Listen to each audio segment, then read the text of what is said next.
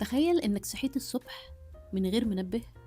مفيش رش علشان تلحق المواصلات، مفيش مكتب لازم توصله في ميعادك.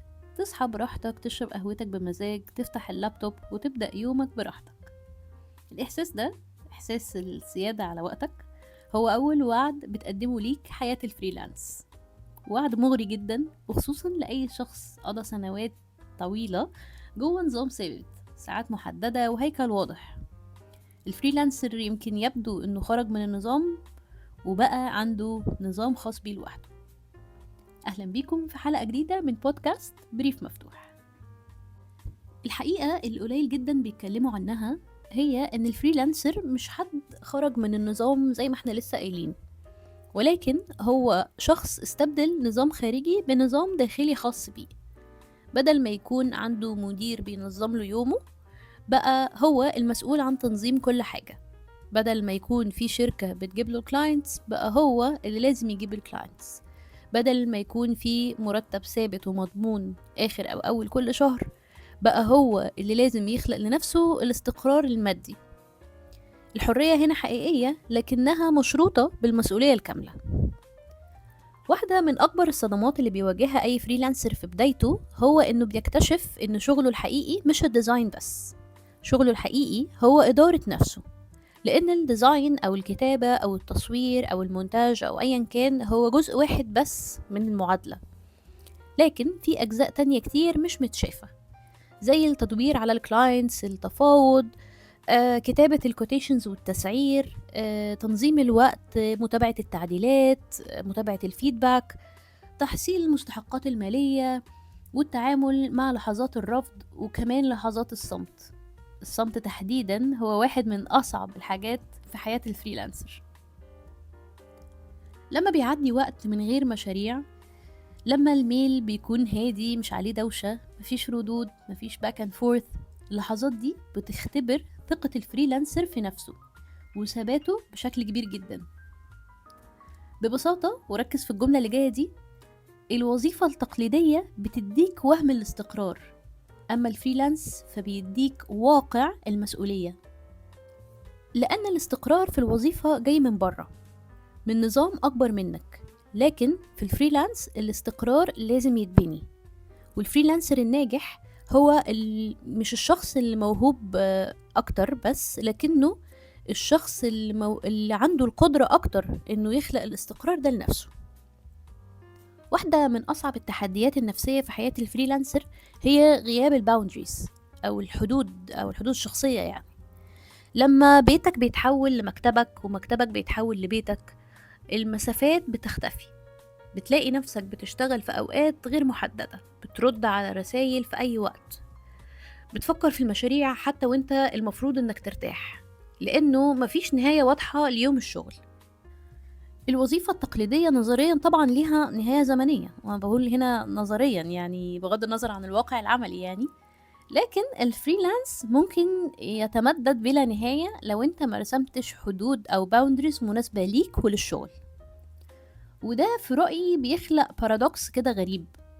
الفريلانسر بيعتقد انه اختار الحرية، لكن أحيانا بيلاقي نفسه بيشتغل أكتر من الموظف العادي، لأنه مش بيشتغل بس عشان ينفذ أو يقفل مشروع معين، هو بيشتغل عشان يحافظ على استمرارية وجوده المهني. يعني تقدر تقول كده ان في فرق كبير بين انك تشتغل عشان تنفذ التاسكاية او انك تشتغل بس عشان تضمن بقائك. كمان في جانب تاني مهم قوي مش عايزة انساه، ممكن يعني ما يبقاش واضح قوي لأي حد، لكن تأثيره عميق، وهو الهوية المهنية. الموظف التقليدي هويته واضحة، لأنه هو جزء من كيان كبير أو شركة كبيرة، في اسم أكبر أو خلفية كبيرة هو بيدعمها وبيشتغل كجزء من المنظومة دي. لكن الفريلانسر هو الكيان بنفسه، اسمه هو البراند، سمعته هي راس ماله، وده بيخلق مستوى أعلى من المسؤولية، لكن كمان مستوى أعلى من المعنى الحقيقي للشغل، لأن كل نجاح هنا بيكون شخصي ومنسوب ليك ولاسمك، وكل تقدم بيكون ريفلكشن مباشر لتطورك انت كفريلانسر. بس برضو الجانب اللي مش ألذ حاجة في حياة الفريلانسرز انه مع الوقت الفريلانسر بيبدأ يواجه تحدي جديد، وهو الجروث أو النمو. فالفريلانسر يعني في جوهره هو أو في كور حياته في الشغل بيعتمد على الوقت، ووقت الإنسان محدود، هم 24 ساعة، انت هتجيب منين يعني؟ فده بيخلق لك سقف طبيعي للنمو.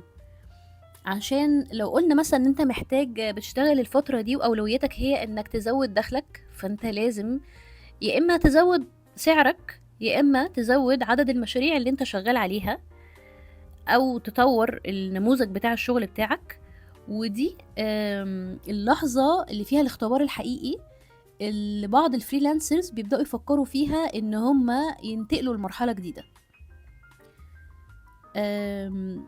اللي هي مثلا ان هو يبتدي يفكر انه يروح ايجنسي، اللي هي مرحلة الايجنسي لايف او الشغل التقليدي.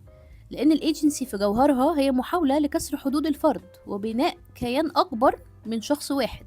نتكلم في شركة فيها عدد من الموظفين، فيها تيم متكامل او عدد من التيمز، فاحنا هنا نتكلم على ليفل تاني اكبر. يعني زي ما قلت كده ان الشغل جوه الايجنسي بيقدم لك تجربة مختلفة خالص، تيم، تبادل افكار، في فيدباك مستمر من الشخص الاعلى منك في التايتل مثلا، او المنتور بتاعك، من مديرك، من زمايلك، في ليرنينج غير مباشر بيحصل كل يوم من المواقف اللي بتحصل.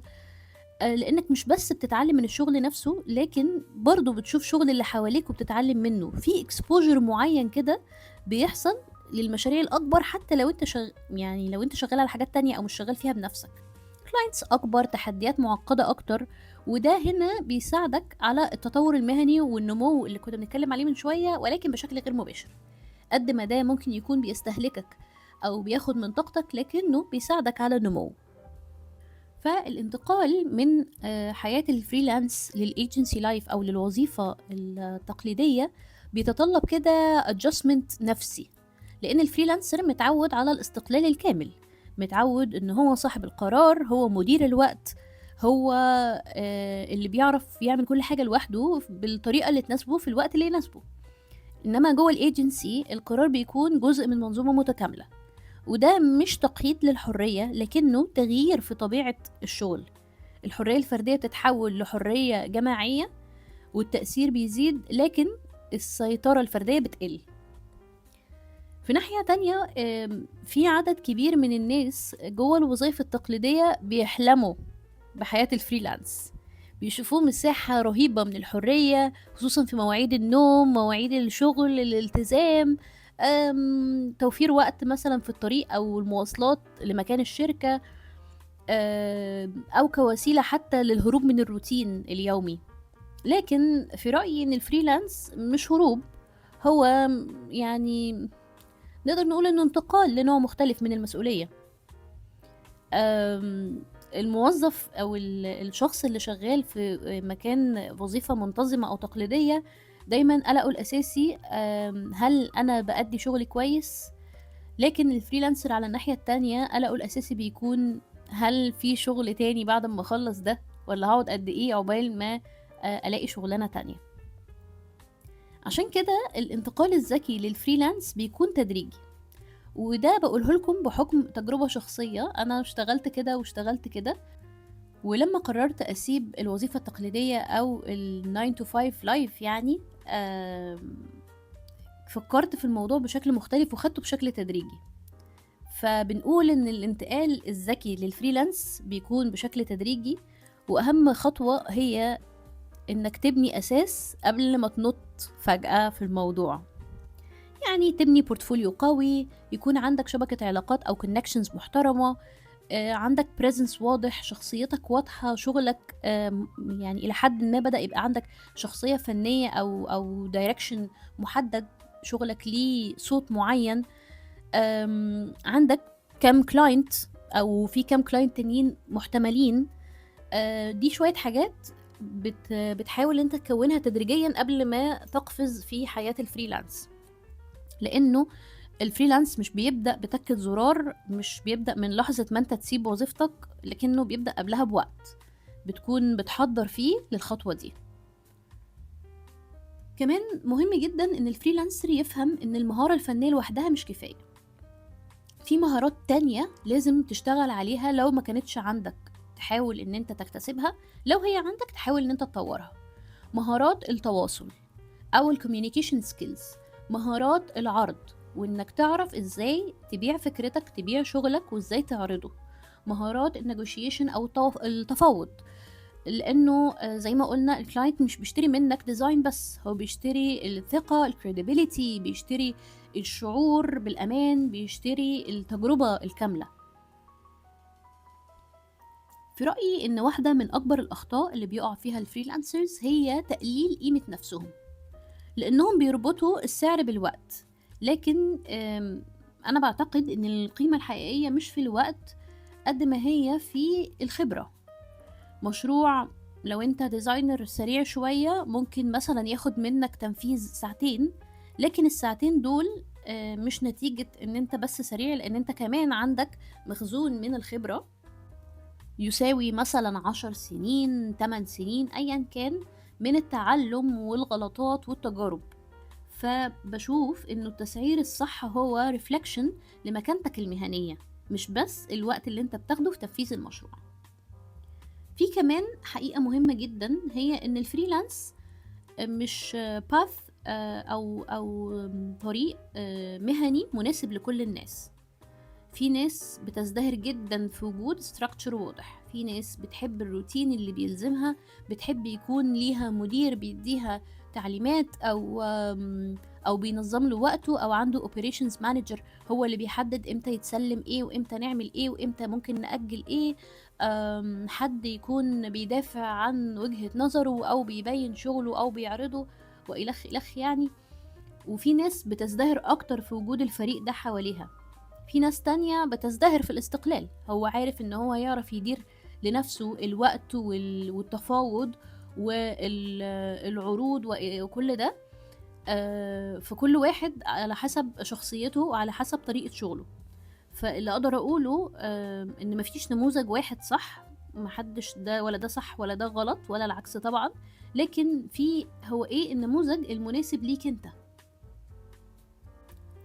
في النهاية عايزة أقولك إن الفريلانس مش مجرد طريقة للشغل، لكن هو تجربة بتغير طريقة رؤيتك لنفسك، بتخليك تدرك إنك شخص فنان مبدع كرياتيف، مش مجرد حد بينفذ، لكنك كيان كامل. كمان هو بيكشف لك حدودك، بيكشف لك أهمية النظام اللي انت بتبنيه لنفسك أو اللي انت بتحب إنك تندرج تحته، وبيختبر صبرك وبيختبر قدرتك على الاستمرارية. ويمكن أهم الدروس اللي بيتعلمها أي فريلانسر هي إن الحرية الحقيقية مش غياب القيود المفروضة عليك، لكن الحرية الحقيقية هي القدرة على إنك تبني القيود المناسبة ليك أنت، واللي بيها تعرف تحجم وتنظم حياتك. القيود اللي بتحمي طاقتك، بتحمي وقتك، بتحمي كرامتك، وبتحمي كمان استمراريتك. سواء اخترت الفريلانس او الوظيفة التقليدية او انك تتنقل بينهم او انك تمزج بينهم هما الاتنين، المهم تكون واعي بطبيعة كل طريق، لانه في النهاية حياتك المهنية هي حاجة انت اللي بتحط الديزاين بتاعها. في نهاية كل حلقة هستنى رأيك، تعليقك وسؤالك اللي ممكن يكون موضوع حلقة جاية، لان بريف مفتوح مش حوار من طرف واحد، ده بداية مجتمع نفسي يتوجد من زمان. شكرا انك وصلت لحد هنا، واستنوني الاسبوع الجاي. سلام مؤقت.